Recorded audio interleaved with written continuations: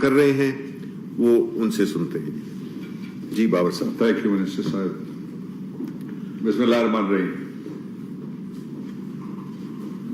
میں 5 پوائنٹس ہیں جن پہ آپ کے ساتھ گفتگو کروں گا. ان میں سے پہلا یہ ہے کہ ایک سیریز آف میٹنگ ہوئی ہے ہماری پرائم منسٹر صاحب کے ساتھ, اور بڑی محنت سے ہم نے پاکستان کی تاریخ میں پہلی دفعہ آئین کے اندر 3 ریفارمز لانے کے لیے ایک آئینی پیکج تیار کیا ہے. اور ان ریفارمز کا مقصد بتانے سے پہلے میں آپ کو یہ بتاؤں کہ کچھ انفارمیشن بھی ہمارے پاس ہے کہ سینٹ کے الیکشن کے لیے ریٹس نکالے گئے ہیں, اور کس نے نکالے ہیں میں سارے اشارے آپ کے سامنے کھول کے رکھوں گا. جو پاکستان کی تاریخ میں جس طرح انفارمیشن منسٹر شبلی فراز صاحب نے کہا ہے کہ ہاؤس آف فیڈریشن کو متنازع بنانے کے لیے ہمیشہ ضمیر خریدے گئے اور ووٹ بیچے گئے. اس لیے پہلی مرتبہ پرائم منسٹر عمران خان کی حکومت اور پارٹی کی طرف سے ہم پاکستان کی ساری سیاسی اشرافیہ جو پارلیمنٹ کے اندر ہیں, خواہ ان کے پاس تھوڑے ووٹ ہیں یا زیادہ ووٹ ہیں, یہ ان سب کے لیے ایک ٹیسٹ کیس ہم لے کے جا رہے ہیں.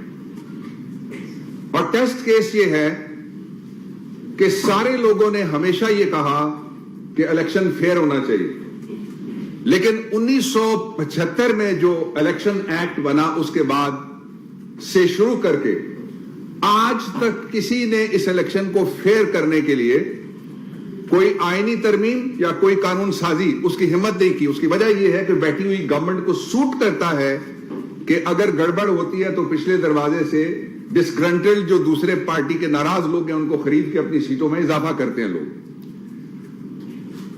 اور پرائم منسٹر نے ہماری ایک میٹنگ میں ابھی جو تازہ ترین آج ہوئی ہے اس میں انہوں نے کہا کہ مجھے اس بات کی کوئی پرواہ نہیں ہے کہ کوئی سیٹ گھٹے یا بڑھے, مجھے اس بات کی پرواہ ہے کہ میں نے بیڑا اٹھایا ہوا ہے احتساب کا, اور جو اس کا عملی قدم ہم اٹھانے جا رہے ہیں وہ یہ ہے کہ ہم احتساب کے لیے سیاسی جماعتوں کو روڈ میپ دے رہے ہیں. پاکستان کی ساری پارلیمنٹری جماعتوں کو ہم ایک راستہ دے رہے ہیں کہ آئیے اس راستے سے ہم سینٹ کے الیکشن میں ہارس ٹریڈنگ کو اور ووٹوں کی خرید و فروخت کو ہم روک سکتے ہیں.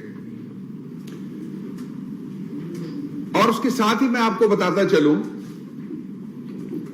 کہ جو پہلی جماعت ہے پاکستان تحریک انصاف, پرائم منسٹر عمران خان پہلے وزیر اعظم ہیں, جو کہتے ہیں کہ ضمیر فروشی کی بجائے اوپن ووٹنگ کر دی جائے. اور اس کے ساتھ ہی میں یہ بھی, جس طرح فاضل منسٹر صاحب نے آپ کو اشارہ دیا, میرے پاس 16 مئی 2006 کا یہ ڈاکیومنٹ ہے, اور یہ ڈاکیومنٹ وہ ہے جس پہ بی بی کے اور نواز شریف صاحب کے دستخط ہیں. یہ میں آپ کے سامنے تقسیم کروں گا تھوڑی دیر بعد, اور اس کا آپ اگر آرٹیکل 23 پڑھیں, اس کو وہ جب ضرورت پڑتی ہے تو ایک دوسرے کو دینے کے لیے جو انہوں نے لولی پاپ رکھا ہوا ہے اس کا نام انہوں نے اس وقت چارٹر آف ڈیموکریسی رکھا تھا. آرٹیکل 23 یہ کہتا ہے کہ to prevent corruption and floor crossing. Corruption یہ ہے کہ کوئی پیسے لے سینٹ کے الیکشن میں, فلور کراسنگ یہ ہے کہ کسی اور پارٹی کا اس کے پاس ووٹ ہو, چھپا کے وہ ووٹ کسی اور کے حوالے کر دے. All votes for the Senate and indirect seats will be open identifiable ballots. کہ سارے الیکشن جو بھی انڈائریکٹ ہوتے ہیں, اور سینٹ کا الیکشن آپ کو پتا ہی ہے انڈائریکٹ ہوتا ہے, اس کو اوپن ووٹ ہونا چاہیے جس کے لیے اصطلاح ہے شو آف ہینڈ کی, اور آئیڈینٹیفائبل کا مطلب یہ ہے کہ قابل شناخت ووٹ ہونا چاہیے. اور چیلنج اور ٹیسٹ یہ ہے ان سیاسی جماعتوں کی جو اپوزیشن میں بیٹھی ہوئی ہیں ان کی جمہوریت کے ساتھ وابستگی اور کرپشن کے ذریعے سے الیکشن جو سینٹ کا خراب کیا جاتا ہے اس کو بچانے کے لیے چیلنج اور ٹیسٹ یہ ہے کہ وہ کس طرف لائن کے کھڑے ہوتے ہیں. جن لوگوں نے پیسہ کمانا ہوگا آپ شناخت کر لیں چہرے, اس کے بعد وہ اس جو میں آپ کو بل دکھانے لگا ہوں ہماری آئینی ریفارم ہے اس کی حمایت نہیں کریں گی وہ, اس لیے کہ پچھلے دروازے سے انہوں نے کارروائی ڈالنی ہوگی. اور جو لوگ آئین کے ساتھ کھڑا ہونا چاہتے ہیں, دستور کے ساتھ کھڑا ہونا چاہتے ہیں, وفاق کے ساتھ کھڑا ہونا چاہتے ہیں, ڈیموکریسی کے ساتھ کھڑا ہونا چاہتے ہیں, ان کو ہم ویلکم کہیں گے اور ان کو کہیں گے کہ وہ اس کے لیے ووٹ ڈالیں.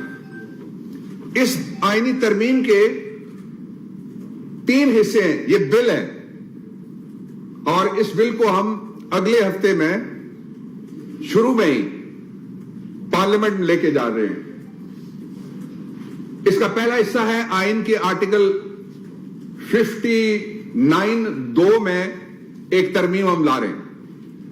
آج تک جو آئین ہے 1973 کا, اس کے مطابق سنگل ٹرانسفریبل ووٹ کا لفظ استعمال ہوا ہے. سنگل ٹرانسفریبل ووٹ ہے. ہم اس لفظ کی بجائے اوپن ووٹ کا لفظ استعمال کر رہے ہیں. پہلی ترمیم جو ہے وہ یہ ہے مختصر سی. اس طرح سے ووٹنگ چھپی ہوئی نہیں رہے گی. کوئی ہارس ٹریڈنگ اور کرپشن جو چارٹر آف ڈیموکریسی بھی کہتا ہے اور سارے نعرے لگاتے رہتے ہیں, ہم نے ان سارے نعروں کو جمع کر کے اس کو ایک قومی ایجنڈا بنا دیا ہے کہ آئیے دستور میں ترمیم کرتے ہیں تاکہ آنے والے سارے زمانوں کے لیے سینٹ آف پاکستان کی توقیر ہو. اور آپ جانتے ہیں کہ اگر ووٹ خریدا ہوا ہو, آپ جانتے ہیں کہ اگر امیدوار نے پیسے لگائے ہوئے ہوں تو وہ الیکشن نہ ٹرانسپیرنٹ ہوگا, نہ فری ہوگا اور نہ کرپشن فری ہوگا, بلکہ وہ میسج ہوگا پاکستان کے دوسرے اداروں کے لیے کہ کرپشن کیا کرو, بلکہ وہ دوسرے پاکستان کے سارے ادارے جن کو ہم کہتے رہتے ہیں کہ پارلیمنٹ سب سے سپریم ہے, ان کے لیے پیغام ہوگا کہ کرپشن کی اجازت ہے اور پیسے پچھلے دروازے سے ملے تو نہ کرنا. اس کا راستہ بند کر رہا ہے عمران خان. اس کا جو دوسرا حصہ ہے وہ ہم آئین کے آرٹیکل 63 جس میں لکھا ہوا ہے ڈسکوالیفیکیشنز کیا کیا ہوتی ہیں, اس میں پیراگراف نمبر 1 کا ذیلی پیرا ہے سی, اس کو ہم امینڈ کر رہے ہیں 63(1)(c) کو. اور امینڈمنٹ کیا ہے؟ یہ امینڈمنٹ وہ وعدہ ہے جو ان پاکستانیوں کے ساتھ کیا گیا ہے جو بیرون ملک مقیم پاکستانی ہیں. 7 سمندر پار وہ محنت کرتے ہیں, اس محنت کی کمائی پاکستان کے خزانے کا سب سے بڑا اثاثہ ہے, لیکن آج تک کسی نے ان کے لیے کچھ نہیں کیا. عمران خان کی ذاتی ہدایت کے اوپر اور ان کی ذاتی توجہ اور ان کی ذاتی کوششوں سے آج ہم آپ کے سامنے وہ روڈ میپ رکھنے لگے ہیں. صرف ایک آرٹیکل میں ترمیم کر کے اس کے ذریعے سے پاکستان کے اندر سارے کے سارے بیرون ملک مقیم پاکستانی ڈیول نیشنلٹی کے باوجود الیکشن لڑ سکتے ہیں. ترمیم یہ ہے, پہلے یہ لکھا ہوا تھا کہ اگر کسی کے پاس دوہری شہریت ہو کسی فارن سٹیٹ کی تو وہ الیکشن نہیں لڑ سکتا, وہ نااہل ہے. ہم نے ترمیم یہ کی ہے کہ جس کے پاس دوہری شہریت ہوگی وہ الیکشن لڑے گا, لیکن اپنا عہدہ ایم پی اے بنے, سینیٹر بنے, ایم این اے بنے, جب وہ بن جائے گا تو عہدے کی اصل عمر اس وقت شروع ہوتی ہے when he enters upon the oath through the constitution. جب وہ داخل ہوتا ہے اس عہدے میں تو پہلی شرط اور آخری شرط اور واحد شرط یہ ہوتی ہے کہ وہ حلف لے گا. حلف لینے سے پہلے وہ حتمی پروف, کوئی لیٹر نہیں کہ میں نے جو شہریت ہے اس کو ریناؤنس کر دیا ہے, وہ میں نے چھوڑ دی ہے شہریت اور ترک کر دی ہے جو بیرون ملک شہریت ہے. اگر وہ الیکشن ہار جاتا ہے تو پھر اس کے لیے یہ شرط لاگو نہیں ہوگی. الیکشن لڑنے کے لیے ہم بیرون ملک مقیم پاکستانیوں کو اجازت دلوانے کے لیے یہ آئینی ترمیم لا رہے ہیں. میں اس موقع پہ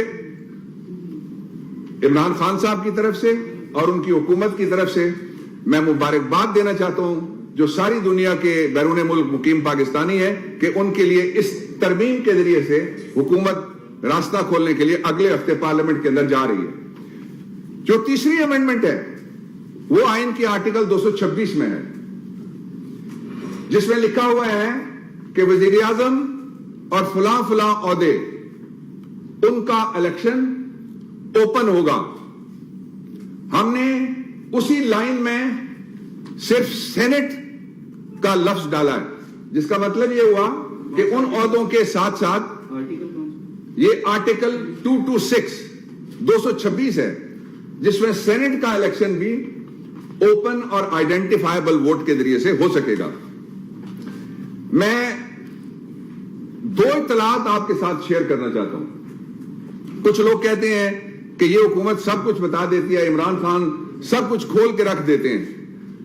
ہم مٹھی میں گڑ بند کر کے توڑنے کے قائل نہیں ہیں کہ کسی کو پتہ نہیں لگا کہ کیا ہوا ہے. میں 2 مثالیں آپ کو دیتا ہوں, اور وہی تاجر آج پھر ریٹ لگا رہے ہیں. پہلے ان کا رخ 2 چھوٹے صوبوں کی طرف ہوتا تھا, تیسرے میں ہوتا تھا, اور اب انہوں نے پنجاب میں بھی ریٹس نکالنے شروع کیے ہیں. پہلی دفعہ یہ ہو رہا ہے. اس کا راستہ روکنے کے لیے ایک ہی طریقہ ہے. پہلا طریقہ وہ تھا جو ہم ریفرنس لے کے گئے سپریم کورٹ آف پاکستان میں, اور کئی لوگوں نے اعتراض کیا, ان میں سے اکثریت اب اس میں پہچانی جائے گی. میں ان کے بارے میں کچھ نہیں کہنا چاہتا قبل از بات. اس میں پہچانی جائے گی جب وہ اس کے ساتھ کھڑے ہیں ترمیم کے, یا ترمیم کے مخالف کھڑے ہیں. یہ پہچانے جائیں گے جو کہتے ہیں کہ سپریم کورٹ کی بجائے پارلیمنٹ فیصلہ کرے. آئیے ہم پارلیمنٹ میں جا رہے ہیں, آئیے فیصلہ کریں. آئیے آپ قوم کے ساتھ کھڑے ہو جائیں, بیرون ملک مقیم پاکستانیوں کے ساتھ کھڑے ہو جائیں, پاکستان کے 1973 کے دستور کے ساتھ کھڑے ہو جائیں. اور ہو کیا رہا ہے؟ 2 مثالیں میں آپ کو دیتا ہوں. جو پچھلا الیکشن تھا, جس کا ابھی آپ کو انفارمیشن منسٹر صاحب نے بتایا کہ پاکستان تحریک انصاف نے ملک کی تاریخ میں پہلی دفعہ اپنے 20 ایم پی ایز کو نکال دیا. اکثریت تھی ہمارے پاس وہاں جو صرف 3 ایم پی ایز کی, وہ بھی کولیشن کو ملا کے. اس کے باوجود گورنمنٹ ٹوٹنے کی عمران خان نے پرواہ نہیں کی. اور وہاں پہ پچھلے الیکشن میں, سینٹ کے پچھلے الیکشن میں آپ نے دیکھا ایک پارٹی کے پاس جتنے ووٹ تھے اتنے ان کے سینیٹر آ گئے, تو باقی ضمیر خریدے گئے نا. باقی تو پھر کوئی پیسہ تھا ایسا جو ناجائز تھا, کالا دھن تھا, وہ لگایا گیا. ایک مثال وہ. دوسری مثال میں آپ کو دیتا ہوں کہ کھل کے ایک پارٹی نے یہ کہا کہ ہم دوسری پارٹی کو, دونوں پی ڈی ایم میں, کہ ہم